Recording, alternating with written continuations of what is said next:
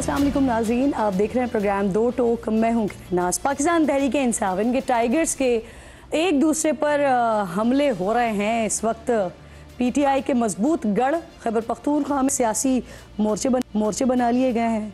अली अमीन गंडापुर साहब एक तरफ दावा कर रहे हैं कि इमरान खान ने असद कैसर, आतिफ खान और शाहराम तरकई को सूबाई असम्बली का टिकट देने से मना किया है और कहा है कि ये साजिशें करते हैं, जिस पर फिर रद्द-ए-अमल भी ऑब्वियसली आया है और इस पर तीनों रहनुमाओं ने पार्टी की क़यादत से तहक़ीक़ात का मुतालबा कर दिया है। सहाफ़ी हैं अबू बकर, इनके मुताबिक अलीमा खान, सलमान अकरम राजा और फरदौस शमीम नकवी ने असद कैसर, आतिफ खान और शाहराम तरकई से रद्द-ए-अमल न देने की गुजारिश की है और मामला इमरान खान के सामने रखने की यकीन दहानी करवाई है।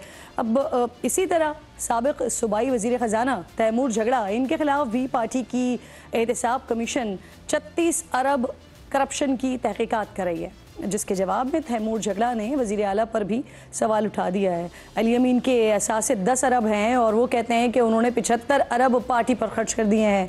ये पार्टी की अंदरूनी एहतसाब कमेटी को नज़र क्यों नहीं आता? इसके अलावा नाज़रीन, आज़म स्वाति भी मुसलसल अपनी ही क़यादत पर करप्शन के इल्ज़ामात लगा रहे हैं। उन्होंने एहतसाब कमेटी का फ़ैसला आने पर स्पीकर खैबर पख्तूनख्वा असम्बली से इस्तीफ़े का मुतालबा भी किया है। जुनेद अकबर की तैनाती पर भी सवाल उठाया है। जहां तहरीक इंसाफ सियासी मैदान में अपोजिशन को साथ लेकर चलने में नाकाम हो रही है, वहीं हम देख रहे हैं कि पार्टी के अंदर भी शदीद इख्तलाफात हो रहे हैं। कभी वज़ीर आला की तब्दीली की आवाज़ें आना शुरू हो जाती हैं, कभी स्पीकर की बातें होना शुरू हो जाती हैं, तो कभी पार्टी सदर की। यहाँ तक कि अगर कोई रहनुमा इमरान खान से मुलाकात के लिए भी चला जाए तो उस पर भी पार्टी के अंदर से इल्ज़ामात लगना शुरू हो जाते हैं। देखते हैं क्या रंग लावेगी ये धींगा मुश्ती। इन हालात में क्या वज़ीर आला इस्टेब्लिशमेंट से पीटीआई के लिए रिलीव लेने में कामयाब हो जाएंगे? इन्हीं तमाम मामलात पर बात करने के लिए आई मौजूद मेहमान हैं पाकिस्तान तहरीक इंसाफ के सीनियर रहनुमा हैं बाबर आवान साहब, मुझे ज्वाइन करें। बेहद शुक्रगुजार हूँ सर आपके कीमती वक्त की। सबसे पहले बाबर आवान साहब, ज़रा ये क्या चल रहा है पार्टी के अंदर, इस पर ही डिस्कशन हो जाए, इस पर ही बात हो जाए। सर क्या हो रहा है आवान साहब? Thank you very much. पहले थोड़ा सा पर्सपेक्टिव किरण मैं आपके सामने रखना चाहता हूँ कि ये वो पार्टी है जिसने पाकिस्तान की तारीख की सबसे लंबी फैशिज़म को बर्दाश्त किया, और जब भी इमरान खान ने कॉल दी और जब भी इमरान खान ने लोगों को पुकारा, लाखों की तादाद में वोटर्स भी निकले, ख़वातीन निकली, घरेलू ख़वातीन निकली, बुज़ुर्ग निकले, एक्स सर्विसमैन निकले और यूथ निकली। एक पहलू इसका ये हो गया। इसका दूसरा पहलू ये है कि इमरान खान जेल के अंदर बंद है और जेल के अंदर बंद होने वाले जितने भी इससे पहले के वाक़यात आए हैं उसमें पार्टियों में से कई पार्टियां निकलती थी। मिसाल के तौर पे जुल्फ़िकार अली भुट्टो साहब को जब गिरफ्तार किया गया 1977 का मार्शल लॉ लगाने के बाद, तो उसमें से एक कौसर नियाज़ी की पीपल्स पार्टी निकली, एक जतोई की पीपल्स पार्टी निकली और 3 और पीपल्स पार्टियाँ थी, एक रामे साहब ने पार्टी बना ली वगैरह वगैरह। उसके बाद आपने देखा कि पैट्रियट्स भी बने जब बीबी साहिबा बाहर थी और नवाज शरीफ बाहर गए तो 2/3 मेजॉरिटी छोड़ के गए थे, 11 लोग रह गए, बाकी सारे काफ लीग हो गई। ऐसा कोई काम नहीं किया जा सका। बड़ी कोशिशों के बावजूद भी जो हल्के चाहते थे कि पार्टी के अंदर एक कोई इंतशार फैले, किसी जगह भी पार्लियामेंट्री पार्टी के अंदर इस तरह की कोई सूरत हाल नहीं है। लेकिन जो आपने कहा चूँकि ऑब्वियस है, इसलिए इस पे मैं 3 कमेंट कर देता हूँ। पहला मेरा कमेंट ये है कि मैं सबसे कहना चाहता हूँ जो इस वक्त लोग अपनी अपनी डफली बजा रहे हैं, दूसरे लफ्ज़ों में, कि उनको ये सारी बातें पार्टी के अंदर करनी चाहिए और सीज फायर करना चाहिए मीडिया के ऊपर और एक दूसरे को बर्दाश्त करने का हौसला पैदा करना चाहिए। दूसरा ये जो इसका पहलू है वो बहुत इंपॉर्टेंट है कि इस वक्त जो मैं एक जुमला कह लूँ, इस वक्त लोग जो पाकिस्तान तहरीक इंसाफ से ताल्लुक़ रखने वाले हैं, इस वक्त जो पाकिस्तान तहरीक इंसाफ से ताल्लुक़ रखने वाले लोग हैं वो सिर्फ उसके कारकुन नहीं है, वो सिर्फ उसके फॉलोअर्स नहीं है और कोई फ़ैन क्लब नहीं है, और बहुत बड़ी तादाद पाकिस्तानियों की और जो बैरून मुल्क मुकीम पाकिस्तानी हैं उनका सिर्फ सिंगल पॉइंट एजेंडा है, जो मेरा भी सिंगल पॉइंट एजेंडा है, कि इमरान खान को बाहर निकाला जाए, इसलिए कि पाकिस्तान के पास कोई इंटरनेशनल फेस नहीं बचा, नेशनल इंटीग्रेशन के लिए कोई फेस नहीं बचा सिवाय इमरान खान के। तो ये सबसे मेरी ये रिक्वेस्ट है कि जो भी आपने कहना हो, मैं भी कहता हूँ, मैंने कल भी बात कोई कही थी, मैं अंदर कहता हूँ, उसको बाहर ना लाएं और वो कहने के बाद रिपोर्टर्स को ओबलाइज ना करें, रिपोर्टर्स को अच्छी खबर दे के ओबलाइज करें।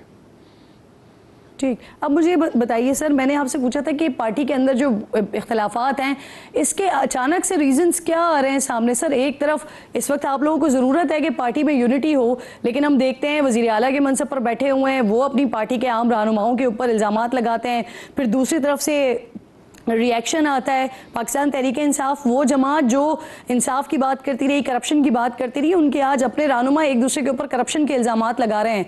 तो ये वजह क्या है सर? अचानक हो क्या रहा है पार्टी के अंदर? वजूहात कई होती हैं, लेकिन जो मैंने जितना कहना था उस पे मैंने कह दिया। दूसरा जो मैं कहना चाहता हूं आपके इस सवाल के जवाब में, वो ये है कि पार्टी के अंदर फोरम बनाया गया, जो फोरम एहतसाब का, वो इफेक्टिव इसलिए नहीं हो सकता कि पार्टी के अंदर से लोग एक दूसरे के साथ मिलते रहते हैं। कोई जिसके खिलाफ अगर किसी को कोई शिकायत थी तो बेहतर ये होता कि जो इदारे हैं उनके पास एक प्रोविंशियल अकाउंटेबिलिटी का भी इदारा है, वहाँ जाया जाता और कोई या पार्लियामेंट्री कमेटी बाई पार्टीजन बन जाती।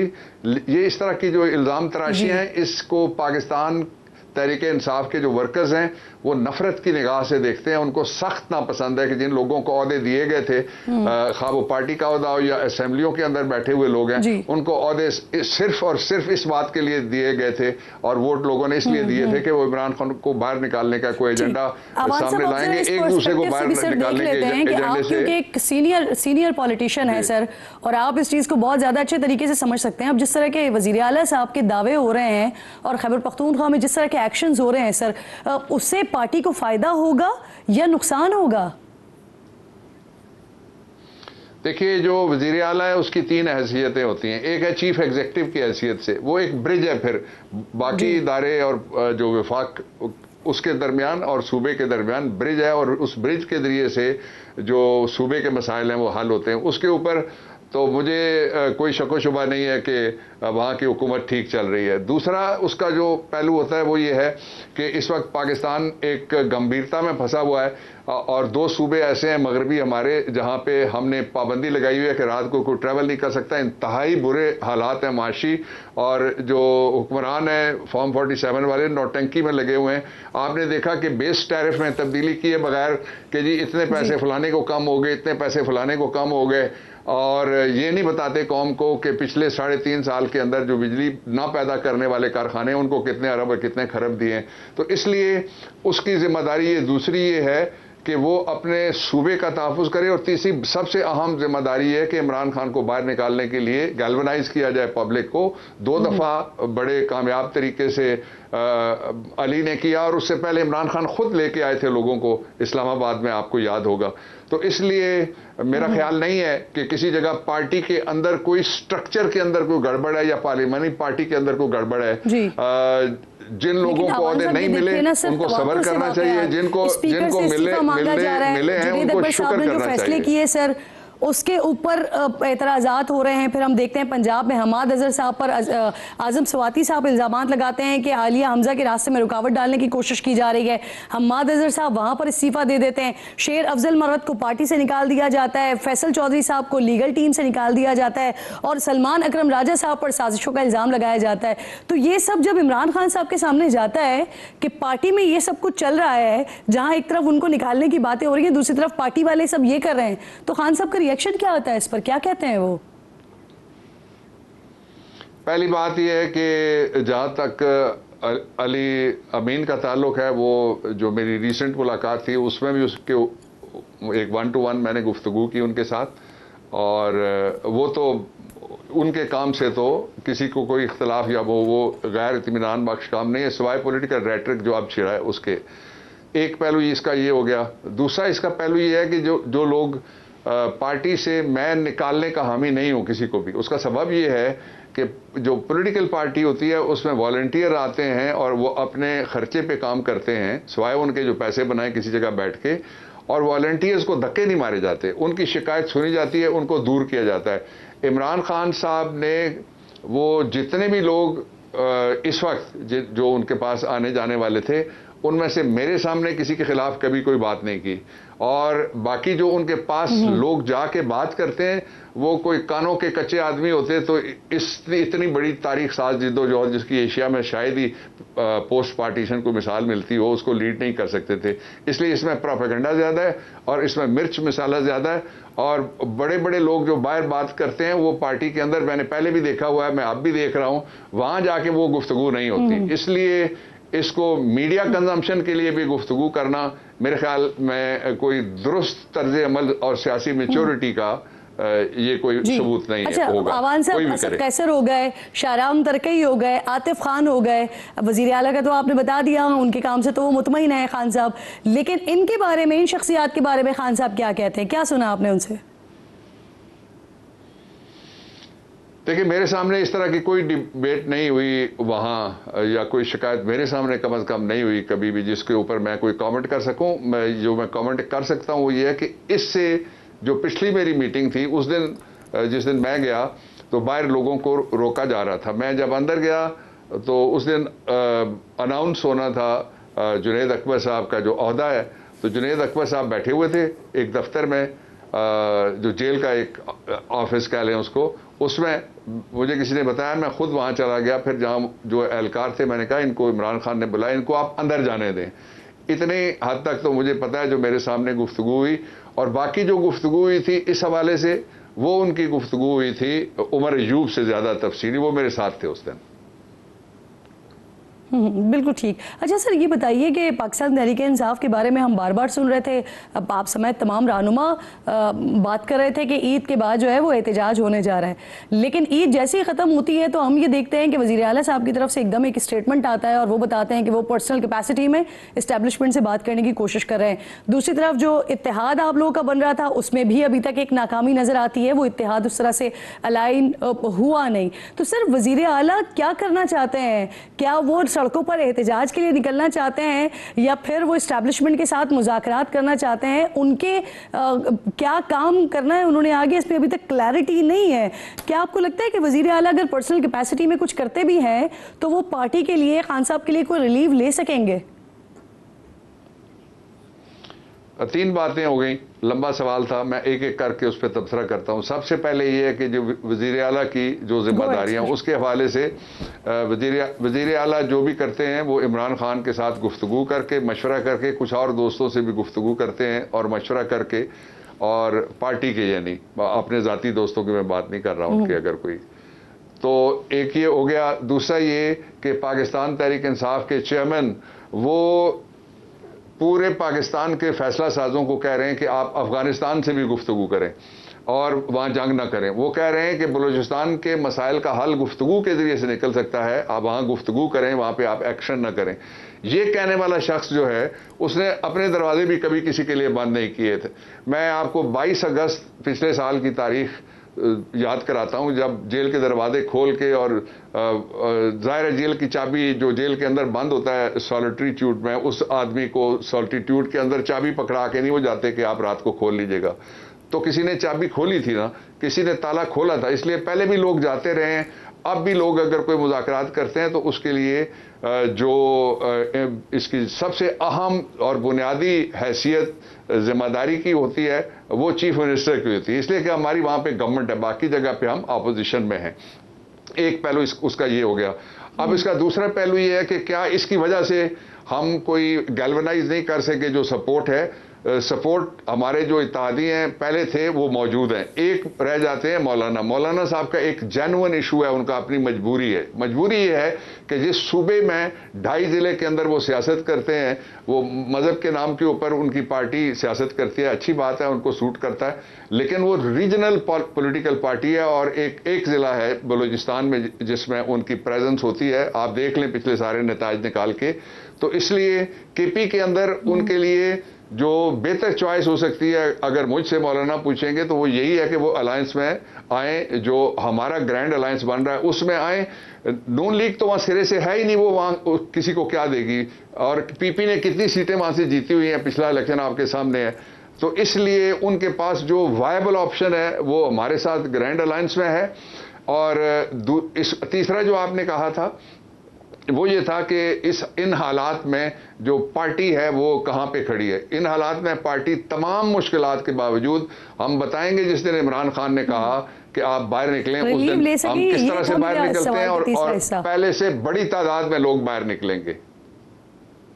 क्या कहा आपने? मैं सुन नहीं सका। मैं कह रही हूं कि रिलीव ले सकेंगे अली अमीन गंडापुर साहब?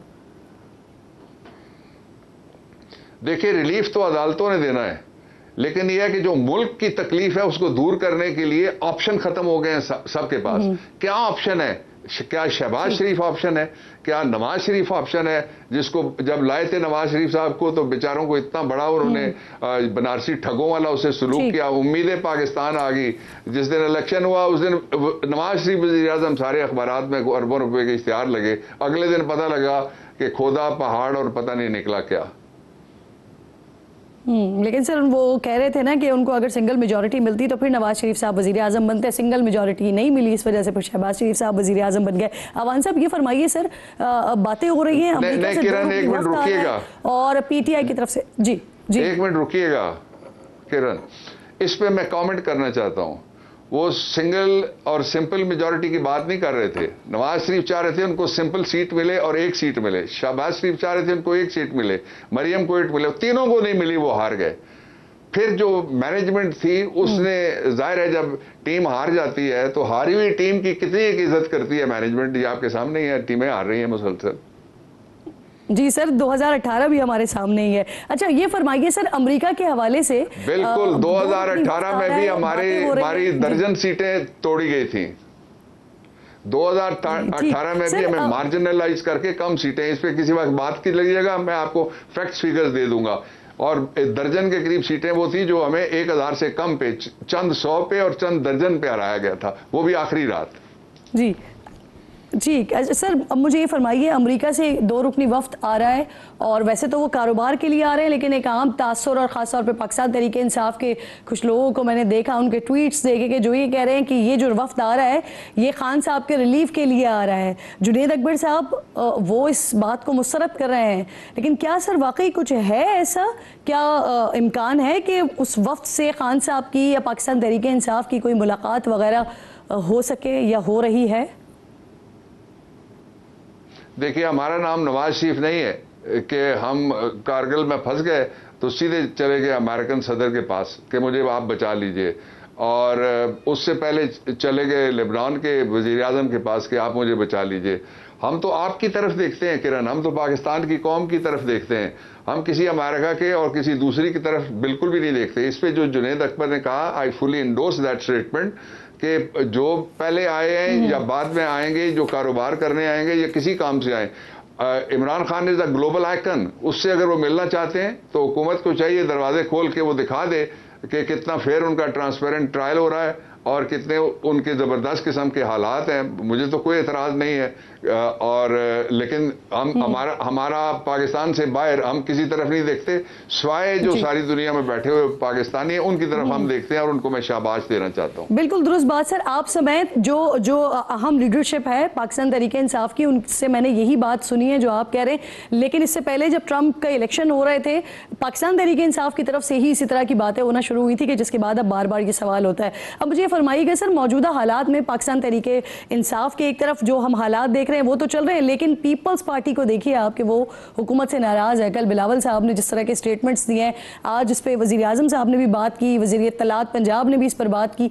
आपको लगता है मौजूदा हालात में हुकूमत और पाकिस्तान पीपल्स पार्टी की नाराजगी के दौरान कोई फ़ायदा पाकिस्तान तहरीक इंसाफ को हो सकता है, या आप उठा सकते हैं इससे फ़ायदा? किरण, हम दूसरे की कमज़ोरी से फ़ायदा उठाने वाले नहीं हैं। हम अल्लाह ताला की दी हुई और आवाम की दी हुई ताकत से फ़ायदा हमेशा उठाते हैं। एक पहलू इसका। दूसरा जो आपने कहा, ये दोनों तरफ से हवाई फायरिंग हो रही है, जिस तरह शादियों में होती है और ऐसे ही कोई परिंदा मर जाता है उस फायरिंग से।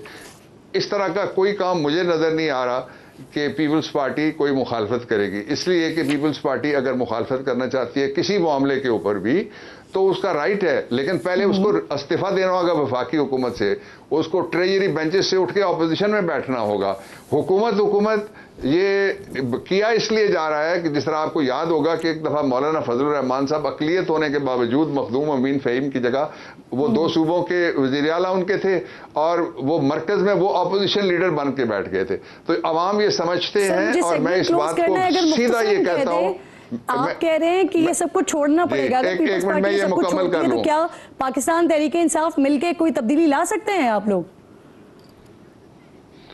देखिए, मैं प्रिज्यूम नहीं करना चाहता कुछ भी। पीपल्स पार्टी अगर चाहती है कि वो लोगों को संजीदगी से ऑपोजिशन करना चाहती है तो इस्तीफा दे, ऑपोजिशन बेंचों पे आए, उसके बाद बात करेंगे। लेकिन मैं पर्सनली स्पीकिंग, मेरी हद तक कोई पार्टी ऐसी जो ऑपोजिशन में आके बैठती है उससे बातचीत करने में पीपल्स पार्टी समेत कोई हर्ज नहीं है। अगर पीपल्स पार्टी छोड़ती है तो वो बातचीत करने की मैं हिमायत करूंगा। गवर्नमेंट छोड़े वो। बिल्कुल ठीक, बिल्कुल ठीक। बहुत बहुत शुक्रिया, बहुत बहुत शुक्रिया। बाबर आवान साहब, सीनियर रहनुमा पाकिस्तान तहरीक-ए-इंसाफ के, हम गुफ्तगू कर रहे थे। और अब मुझे खुर्रम दस्तगीर साहब, मेरे एक और मोअज़्ज़ज़ मेहमान हैं, प्रोग्राम में ज्वाइन कर रहे हैं। खुर्रम साहब, बहुत शुक्रिया। अस्सलाम वालेकुम सर। सबसे पहले मैं चाह रही हूँ कि ज़रा ये जो नहरों का मामला है ना, ये अब ज़रा संजीदा होता जा रहा है बहुत ज़्यादा। जिस तरह से कल बिलावल साहब ने बात की है, पीपल्स पार्टी काफ़ी गुस्से में है, काफ़ी नाराज़ दिखाई दे रही है। बिलावल साहब साफ साफ कह रहे हैं कि पीपल्स पार्टी वज़ीर आज़म को नहरें नहीं बनाने देगी, और इस मामले पर शहबाज शरीफ अवाम के साथ अवाम के साथ खड़े हुए हैं, शहबाज शरीफ साहब के साथ नहीं खड़े हुए। तो क्या हुकूमत को नहरों के मामले पर पीछे हटना पड़ेगा खुर्रम साहब? नहीं, मेरी तवक्को तो यह है कि ये मामला जब एक जज्बाती राय से निकल कर हकाइक के पर जाएगा और कानून पर जाएगा तो इसका बहुत अच्छा हल निकल आएगा। क्योंकि अभी तक जो है वो ये जो असल मामला है वो सिंध और वफाक का नहीं है। वफाक की तरफ से प्रोजेक्ट जरूर प्रपोज किया गया है, लेकिन जो पानी है वो तो पंजाब का इस्तेमाल होना है, क्योंकि पाकिस्तान में वफाक का कोई पानी नहीं, सूबों का पानी है। तो लिहाजा वो अगर पंजाब अपने हिस्से में से किसी प्रोजेक्ट की तरफ पानी डाइवर्ट करना चाहता है तो ये पंजाब का कानूनी हक है। और यही बात जो है ये अब हकाइक की बुनियाद पे, जो यूजेज है पानी का उसकी बुनियाद पे, और इस बुनियाद पर भी कि अगर सिंध को जरूर ये उनका हक है आवाज उठाना, लेकिन हकीकत ये है कि पूरे पाकिस्तान का, चारों सूबों का पानी जो है वो वक्त के साथ कम हो रहा है। तो लिहाजा उस कमी में जिसका जो हिस्सा बनता है उसके मुताबिक उसको मिलना चाहिए, और सिंध को भी मिलेगा। लेकिन अगर पंजाब अपने हिस्से में से कुछ पानी डाइवर्ट करता है तो इसको बिल्कुल उनका हक है कि वो करें। तो इस मामला, ठीक है, एक जमात ने उसको एक सियासी पैराई दे के वो सामने आए हैं, लेकिन अब मेरी तवक्को है कि आने वाले दिनों में बजट से पहले ही जो है पंजाब की हुकूमत भी इसके ऊपर तमाम हकाइक और तमाम जो इशूज हैं उनको सामने लाकर, और ये कोई पब्लिक का इशू नहीं है, लेकिन अब चूंकि 21वीं सदी में सोशल मीडिया अवेलेबल है तो तमाम हकाइक भी उसके ऊपर डाले जा सकते हैं कि ये इशू जो है ये पंजाब के पानी का, और पंजाब अपने पानी के साथ जो भी उसका इस्तेमाल करना चाहे। क्या इस इशू को लेकर सर क्या पंजाब किसी वक्त आ जाएगी अवाम के सामने, कोई प्रेस कॉन्फ्रेंस करेगी, तफसीलात रखेगी? मुझे नहीं मालूम कि उनका एजेंडा क्या है और किस तरह उसको मैनेज करेंगे, लेकिन ये मेरी तवक्को है कि अगर जरूरत हुई तो इंशाल्लाह इस्लामाबाद में दोनों जो सूबाई हुकूमतें उनके दरमियान एक गुफ्तगू होगी, और फिर अगर उस तैयारी के बाद जो दोनों सूबों के दरमियान हो जाएगी, अगर ये मामला फिर CCI में भी जाता है तो कोई हर्ज नहीं, इसे जाना चाहिए, ताकि इसका जो है एक मुस्तकिल हल जो है हमारे सामने हो सके। 1991 के बाद से अब देख लीजिए आपके तकरीबन 34 साल हो गए हैं, पाकिस्तान में कोई पानी के मामले पर नई गुफ्तगू नहीं हुई। अगर ये मौका बनता है कि इसके ऊपर गुफ्तगू हो जाए कि आने वाले सालों में तो पानी मजीद कम होने जा रहा है, तो बजाय ये कि सूबे एक दूसरे पर इतराज करें, जो नई हकीकतें हैं उसके मुताबिक जो है नई तकसीम कर दी। जरदारी साहब के आप लोग ये कहते हैं कि जरदारी साहब की मंजूरी से सब कुछ हुआ है, लेकिन न सिर्फ वो भी तनकीद कर रहे हैं बल्कि कल भी इस बात पर बड़ी तनकीद हुई है। इस पर जरा बात करते हैं, एक छोटा सा ब्रेक लीजिए नाजरीन। खुर्रम साहब साथ ही मौजूद हैं, ब्रेक के बाद वापस आते हैं।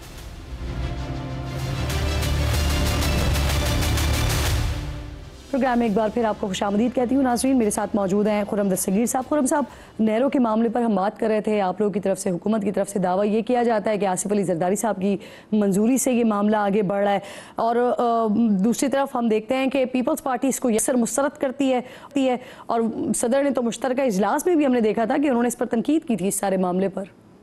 जी, ये एक और कानूनी बहस है जो सियासी जमातों के दरमियान नहीं होनी चाहिए। ये सियासी डायलॉग्स हैं। अब अगर हुकूमत कोई किसी मीटिंग के मिनट सामने ला के रख दे, उसको फिर डिनाई किया जाए, तो बेहतर यही है कि इसको अब जबकि सदर साहब ने अपने जो मुश्तरका इजलास से जो उनका एक सालाना खताब होता है उसमें से इशू रेज कर दिया है, तो बेहतर तरीका तो यही है कि किसी भी शहर में, इस्लामाबाद में, लाहौर में, कराची में, ये एक पहले नेगोशिएशन सेशन कर दिया जाए जिसमें हकाइक सामने रख दिए जाए और फिर उसके मुताबिक जो है वो आगे बढ़ा जाए। क्योंकि दूसरी तरफ अगर सदर साहब का एक दावा है, लेकिन चेयरमैन सेनेट ने अभी 3 दिन पहले तब अखबारों में रिपोर्ट हुआ, उन्होंने कहा जी कि नहर का मामला तो हमारी तरफ से अप्रूव्ड है और उसमें कोई इशू नहीं है।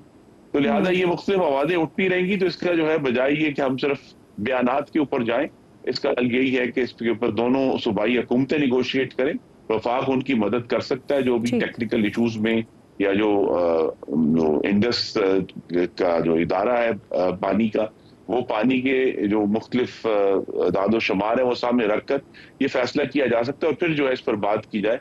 क्योंकि अब ये मामला सियासी तौर पर पीपल्स पार्टी ने उस नहज पर पहुंचा दिया है कि अब हमें इस पर संजीदगी से बात करनी होगी और निगोशिएट करना। खुर्रम साहब, जरा आगे बढ़ाते हैं सर कि आने वाले दिनों में वैसे मियां साहब का इरादा है बलूचिस्तान का दौरा करने का, और अख्तर मेंगल साहब जिस लॉन्ग मार्च की बात कर रहे हैं, हुकूमत की तरफ से भी, बलूचिस्तान हुकूमत की तरफ से भी बड़े वाज़े इशारे मिल रहे हैं उस पर एक्शन के, तो मियां साहब का फिर क्या मौक़िफ़ होगा इस पर? जी नहीं, अभी तो उनके जो भी आने वाले दिनों के जो प्लान्स हैं वो अभी फाइनल नहीं है, तो लेकिन ये है कि वो जरूर अगर कुछ लीडरान उनसे जाके मुशावरत करना चाहते हैं, और आपने देखा भी है कि ईद की छुट्टियों में भी वज़ीर दाखिला तशरीफ ले गए थे, उस पर उन्होंने, मुझे तवक्को है कि बड़ी संजीदा डिस्कशन की होगी बलूचिस्तान के मामलात में। तो अगर इस मामले में कोई डिस्कशन होनी है इस्लामाबाद में या लाहौर में, तो हो सकती है, जिसके नतीजे में अगर मियां साहब की जरूरत पड़े तो वो मुल्क को कौम की खातिर तो वो हर जगह जाने के लिए तैयार हैं, अगर इशू स्पेसिफाई करके। उनका तजर्बा असल में उनको ये जरूर समझाता है कि हमें वही कदम उठाना चाहिए जहां मामलात में कुछ फाइनलिटी या कुछ कम से कम तशखीस हो चुकी हो कि हम किस मामले के लिए आगे बढ़ रहे हैं, और सिर्फ बराए गुफ्तगू के लिए नहीं जाना। अगर हमें ये जो दहशतगर्दी है इसके कॉन्टूर्स वाजे होते हैं कि भाई बलूचिस्तान में क्या एक्चुअली मामलात हैं, कितने लोग हैं, किस किस्म के लोग हैं, और उसमें बैरूनी इन्फ्लुएंस कितना है, चाइना को कितना जो है वो रोकने के लिए सारा काम किया जा रहा है, और उसमें ग्रीवेंसेस कितने हैं कि जी हकूक की कौन सी जंग हो रही।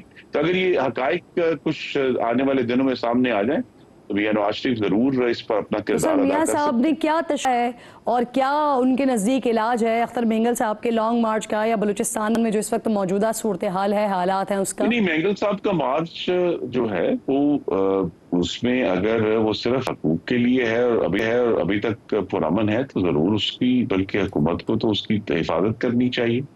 क्योंकि मैं अपनी जाती राय दे सकता हूँ, जो मैंने भी एक मुख्तलिफ जो जिम्मेदारियां हैं वो संभाली हैं, कि बलूचिस्तान के मसाइल का हल जो है वो इस्लामाबाद में नहीं है, वो कोयटा में है, और वहां बैठकर ये फैसला होना है कि क्या उसके जो मुख्तलिफ अजला हैं, बहुत वसी सूबा है, उन तक वो वसाइल, और वसाइल के साथ साथ जो मौके हैं, यानी मुलाजमत के मौके हैं, वो हर जिले तक पहुंचाना जरूरी है, ताकि वहाँ जो कि बहुत दूर दराज इलाका है तो उसको किस तरह पहुंचना है। इसी तरह उस सूबे के जो वसाइल हैं, पिछले आपके नाजरीन में को शायद अंदाजा ना हो कि पिछले 16 साल से बलूचिस्तान, जिसकी आबादी पाकिस्तान के 6% है, उसको 9% वसाइल दिए जा रहे हैं, यानी कि 1.5 गुना उन्हें वसाइल फराम किए जा रहे हैं वफाक की तरफ से। क्या उन वसाइल का 16 साल में जो अगर असर नहीं हो सका, तो उनकी बेहतर तकसीम का और बेहतर इस्तेमाल का कोई फार्मूला जो है वो कोयटा में बनकर उस पर अमल दरामद कराना चाहिए, ताकि वहाँ के रहने वालों को जो तरक्की चाहिए, जो उनको मुलाजमत के मौके चाहिए, वो मिल सके। होता यही है कि वो वसाइल तो इस्लामाबाद से कोयटा जा रहे हैं, पर कोयटा से आगे नहीं जा रहे बलूचिस्तान के रहने वालों, चाहे वो पश्तून है या बलोच है। तो इस सारे मामले का जो प्रोसेस है वो उसका हल कोयटा में है, और कोयटा में ही ये सब पिछले दिनों आजम साहब ने जब कैबिनेट एक्सपेंड की तो उसमें परवेज खटक साहब को भी शामिल किया गया, बड़ी तनकीद हुई, इनफैक्ट पार्टी के अंदर से तनकीद हुई, आपका भी नाम आया कि आप भी हैं, साद रफीक साहब भी हैं, दीगर लोग भी हैं, उनके बजाय परवेज खटक साहब क्यों? अब ये कहा जा रहा है कि मियाँ साहब जब दौरा करेंगे KPK का तो वहाँ पर बाकायदा तौर पर वो पार्टी में शामिल हो जाएंगे, तो ये शमूलियत मियाँ साहब की मर्जी से हो रही है या किसी और की मर्जी से होगी?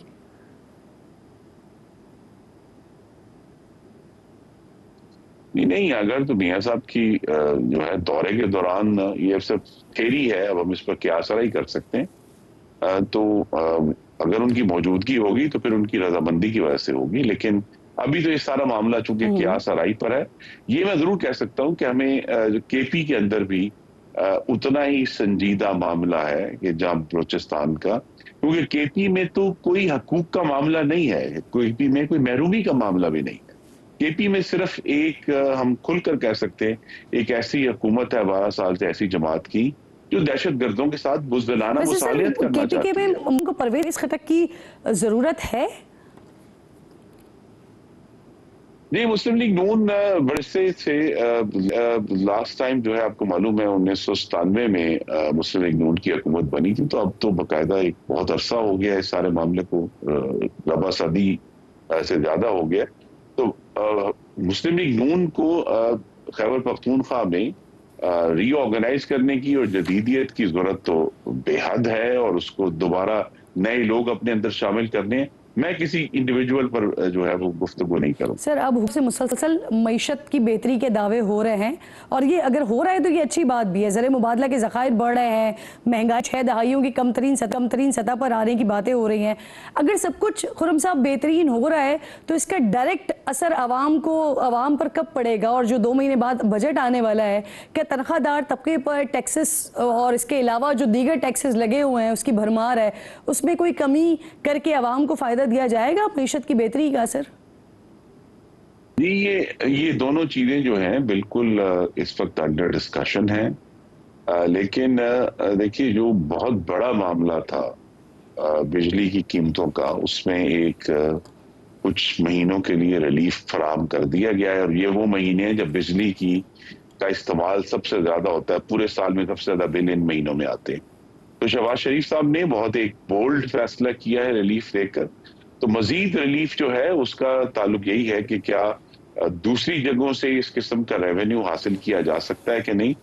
लेकिन रिलीफ फराहम करना शहबाज शरीफ साहब, उनकी मुस्लिम लीग नून की पहली प्रायोरिटी है, और उस पर हम गौर करें। इसीलिए आप ये देखिए कि जैसे ही पहला मौका मिला पाकिस्तान के अवाम को बिजली में रिलीफ देने का, उन्होंने उसका फायदा उठाया, और पाकिस्तान की मईशत में जो इस्तेहकाम आया था उसका सबसे बड़ा जो बेनिफिट है वो फौरी तौर पर खुर्रम साहब, आप 3 की बात कर रहे हैं। वैसे कल मेरे प्रोग्राम में वजीर तवानाई इस बात को मुस्तरद कर चुके हैं कि ये काम तासुर और गलत तासुर है, कि 3 महीने के लिए नहीं है बल्कि आगे मजीद रिलीफ के लिए भी अभी अंडर कंसीडरेशन है इसके मामला। सर, एक और भी बड़ी इंटरेस्टिंग सिचुएशन है वैसे, जब ये ट्रम्प साहब आए हैं और उन्होंने मुख्तलिफ ममालिक पर टैरिफ लगाए हैं, उसके बाद हम देख रहे हैं कि मार्केट्स क्रैश हो गई हैं, और उसके साथ साथ हुआ ये कि लोगों के अरबों डॉलर्स डूब गए। लेकिन पाकिस्तान में इंटरेस्टिंग सिचुएशन है, यहाँ पर जो स्टॉक मार्केट है वो ऊपर जा रही है।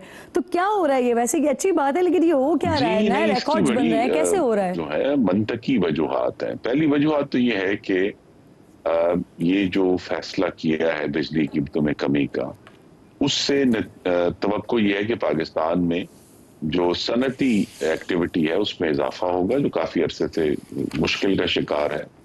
और दूसरा ये है कि इसने सिग्नल दिया है हुकूमत ने IMF के साथ एग्रीमेंट के बाद और अब इसके बाद कि हुकूमत के पास वाफर वसाइल मौजूद हैं पाकिस्तान को स्टेबलाइज रखने के लिए, जिसका नतीजा जो है वो स्टॉक मार्केट की जो रिकॉर्ड लेवल्स तक गया है मामला, उसकी वजह। अब जो डोनाल्ड ट्रंप के जो टैरिफ्स लगे हैं उसमें 2 बातें हैं। एक तो ये कि पाकिस्तान पर जो टैरिफ है वो दूसरे ममालिक जो हमारे कंपेरेटर्स हैं उन पर निस्बतन ज्यादा टैरिफ्स लगे हैं, तो हमें उस तरह का डैमेज नहीं हुआ, क्योंकि असल तो मामला कंपटीशन का है।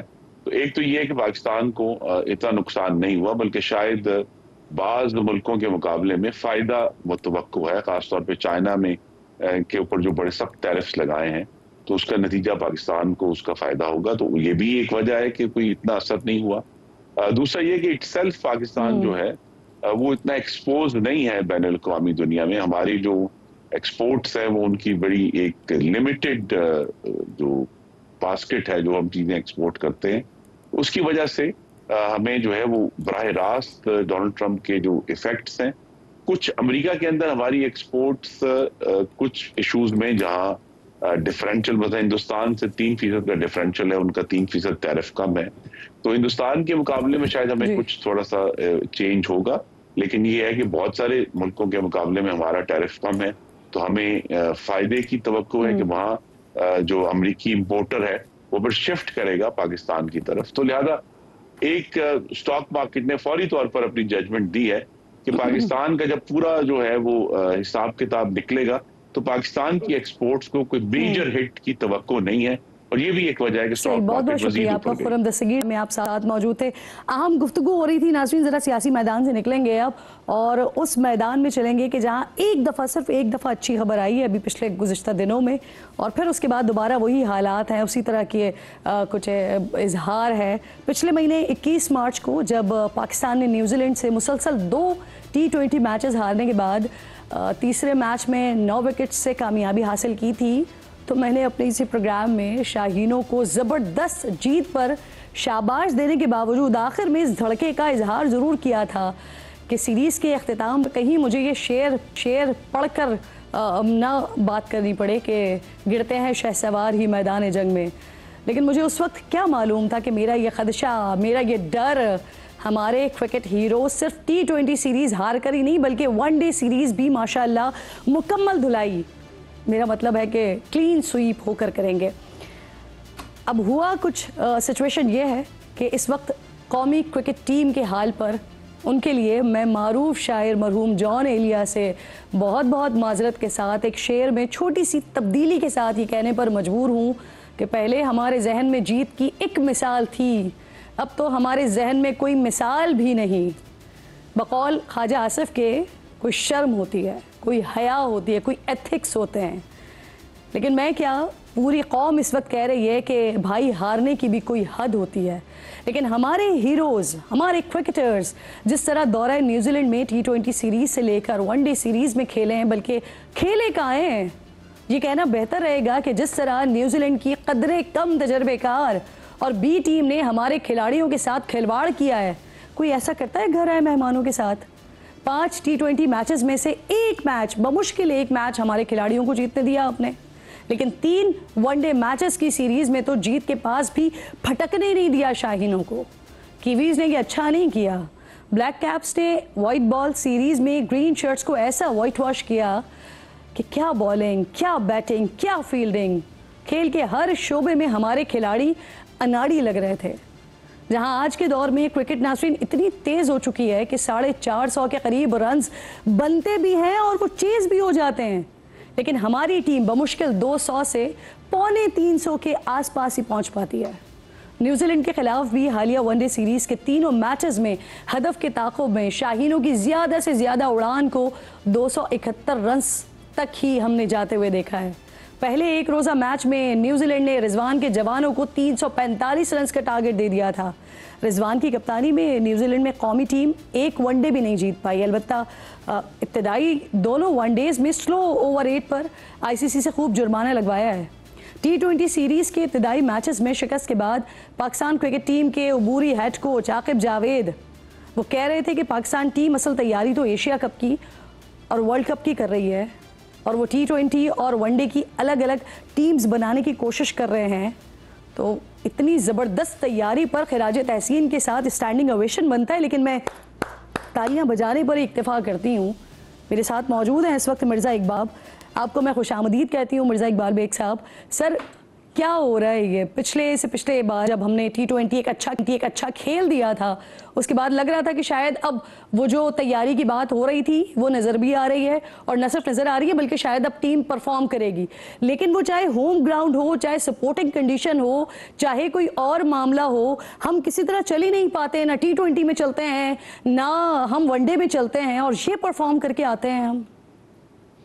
बहुत बहुत शुक्रिया किरण। दरअसल पाकिस्तान क्रिकेट इस वक्त जिसे कहना चाहिए बिल्कुल पस्ती के दहाने पर आकर खड़ी हो गई है, और जिस तरीके से पाकिस्तान को पै दर पै शिकस्त हो रही है। हालांकि वही टीम थी, अब से 3 बरस कबल हमने 2022 के T20 वर्ल्ड कप का फाइनल खेला था, और फिर उसके बाद क्या हुआ, हम अपने यहाँ ऐसी पिचेस बनाते हैं कि जहाँ गेंद टखनों तक आती है, और फिर जब बाउंसी ट्रैक्स आते हैं तो आपने देखा किस तरीके से हमारा मजाक बनता है।